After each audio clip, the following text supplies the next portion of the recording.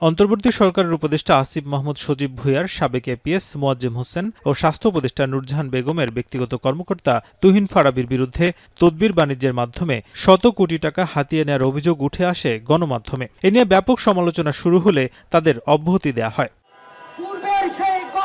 APS Moazzem Hossain ও ব্যক্তিগত কর্মকর্তা তুহিন ফারাবীর তদবির বাণিজ্যের বিরুদ্ধে প্রেসক্লাবের সামনে বিক্ষোভ করে বাংলাদেশ যুব অধিকার পরিষদ। পরে মার্চ টু দুদক কর্মসূচি নিয়ে সংস্থাটির সেগুনবাগিচা কার্যালয়ের সামনে বিক্ষোভ করে দলটির নেতাকর্মীরা। এ সময় সংগঠনটির সভাপতি, সাধারণ সম্পাদক সহ ৬ সদস্যের প্রতিনিধি দল সংস্থাটির চেয়ারম্যান আব্দুল মোমেনের সাথে সাক্ষাৎ করে তাদের বিরুদ্ধে তদন্ত ও গ্রেপ্তার করতে ১৫ দিনের আলটিমেটাম দেয়। বান্ডেল থাকলে প্রতি সেনমানিতে টাকা বাঁচবে। বিকাশ সেনমানি বান্ডিল কিনে জিতুন প্রতি লেনদেনে। উপদেষ্টাদের এপিএস থেকে শুরু করে কর্মকর্তাদের যে দুর্নীতির ফিরিস্তি বেরিয়ে আসছে সেটি আমাদের জন্য উদ্বেগজনক।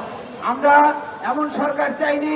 পরে সংবাদ সম্মেলনে দুদক মহাপরিচালক জানান, গণমাধ্যমে আসা ২ উপদেষ্টার সাবেক কর্মকর্তাদের বিরুদ্ধে গোয়েন্দা কার্যক্রম শুরু করেছেন তারা। প্রতিবেদন পেলেই নেওয়া হবে ব্যবস্থা।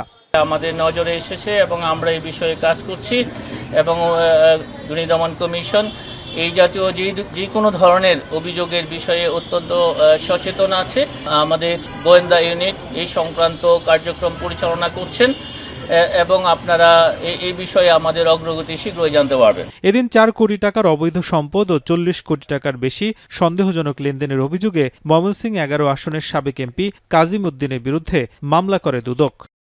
নাজবুস সাকিব, এখন, ঢাকা।